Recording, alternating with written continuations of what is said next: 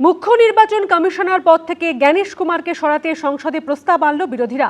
প্রস্তাবে 193 জন সাংসদের সই জোগাড় হয়েছে, যার মধ্যে লোকসভার 130 জন এবং রাজ্যসভার 63 জন সাংসদ রয়েছেন। সংসদের দুই কক্ষেই জমা পড়েছে এই প্রস্তাব। এই প্রথম কোনো মুখ্য নির্বাচন কমিশনারকে সরাতে সংসদের দুই কক্ষে প্রস্তাব জমা পড়ল। রবিবার থেকে মঙ্গলবারের মধ্যে বিধানসভা ভোটের দিন ঘোষণা করতে পারে নির্বাচন কমিশন। তার আগে শুক্রবার মুখ্য নির্বাচন কমিশনার পদ থেকে জ্ঞানেশ কুমারকে সরাতে সংসদে প্রস্তাব আনল বিরোধীরা। সংসদের দুই কক্ষেই জমা পড়েছে এই প্রস্তাবে 193 জন সাংসদের স্বাক্ষর জোগাড় হয়েছে, যার মধ্যে লোকসভার 130 জন এবং রাজ্যসভার 63 জন সাংসদ রয়েছেন। এই প্রথম কোনো মুখ্য নির্বাচন কমিশনারকে সরাতে সংসদের দুই কক্ষে প্রস্তাব জমা পড়ল। এসআইআর হয়েছে, তাতে অনেক লোকের নাম বাদ গিয়েছে। সিইসিকে অনেক বলা সত্ত্বেও এটাকে সিইসি সংশোধন করেনি। এটাই আমাদের মূল অভিযোগ। সিইসির কাজ তো লোকের ভোটার অধিকার দেওয়া, কিন্তু সিইসি তো ভোটারের অধিকার কেড়ে নিয়েছে। কোনো লাভ হবে না। ইমপিচমেন্ট আনতে গেলে যে সংখ্যা লাগে সে সংখ্যা বিরোধীদের হাতে নেই। অতএব মাননীয় ওম বিড়লার বিরুদ্ধে তৃণমূল কংগ্রেসকে সাপোর্ট করেছে, আর এখন কংগ্রেস তৃণমূল কংগ্রেসকে সাপোর্ট করছে, তু ম্যায় হচ্ছে। সূত্রের খবর, মুখ্য নির্বাচন কমিশনার জ্ঞানেশ কুমারের বিরুদ্ধে মূলত 7টি অভিযোগ তুলে ধরা হয়েছে এই প্রস্তাবে, যার মধ্যে অন্যতম হল অসাংবিধানিকভাবে এসআইআর প্রক্রিয়া পরিচালনা করছেন জ্ঞানেশ কুমার। বিহার সহ একাধিক রাজ্যে এর ফলে বহু বৈধ ভোটার ভোটাধিকার থেকে বঞ্চিত হয়েছেন। এছাড়া জ্ঞানেশ কুমারের বিরুদ্ধে পক্ষপাতিত্বের অভিযোগও আনা হয়েছে। এসআইআর আবহে দিল্লিতে গিয়ে মুখ্য নির্বাচন কমিশনার জ্ঞানেশ কুমারের সঙ্গে দেখা করেন মমতা বন্দ্যোপাধ্যায়। তবে বেরিয়ে এসে তিনি বৈঠক বয়কটের দাবি করেন।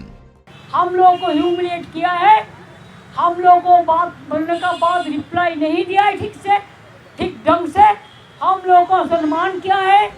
সম্প্রতি নির্বাচন কমিশনের ফুল বেঞ্চের রাজ্য সফরের সময় জ্ঞানেশ কুমারের বিরুদ্ধে দুর্ব্যবহারের অভিযোগ তোলেন মন্ত্রী চন্দ্রিমা ভট্টাচার্য। আমি একজন মহিলা, আমাকে বলছে ডোন্ট শাউট, তার মানেই তো বোঝা যাচ্ছে যে মহিলাদের প্রতি শ্রদ্ধাটা নেই। সূত্রে খবর, এই আবহে শুক্রবার জ্ঞানেশ কুমারকে সরাতে চেয়ে আনা প্রস্তাবে তার বিরুদ্ধে বিরোধী নেতা নেত্রীদের সঙ্গে খারাপ আচরণের অভিযোগ তোলা হয়েছে এবং অভিযোগগুলির সমর্থনে সুপ্রিম কোর্টের একাধিক রায় উদ্ধৃত করা হয়েছে।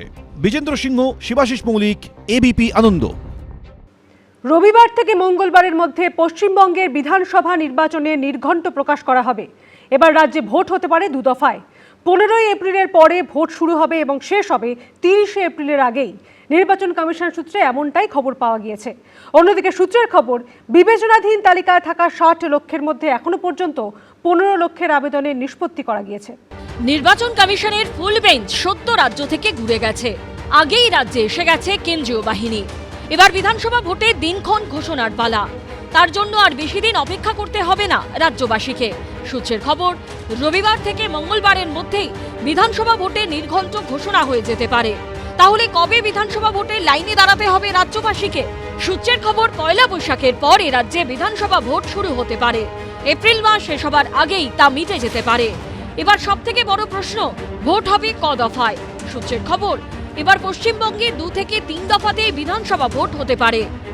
ভোট যুদ্ধকালীন পরিস্থিতির জন্য সব থেকে প্রস্তুত দল হচ্ছে তৃণমূল কংগ্রেস। সে দফাই ভোট হোক না কেন, আমরা প্রস্তুত, সর্বতোভাবে প্রস্তুত। আমরা তৈরি আছি।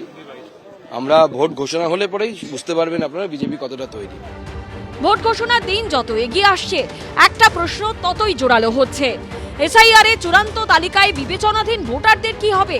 28 ফেব্রুয়ারি প্রথম দফায় যে চূড়ান্ত ভোটার তালিকা প্রকাশিত হয়, সেখানে 60,06,675 জন ভোটারকে বিবেচনাধীন হিসেবে রাখা হয়েছিল।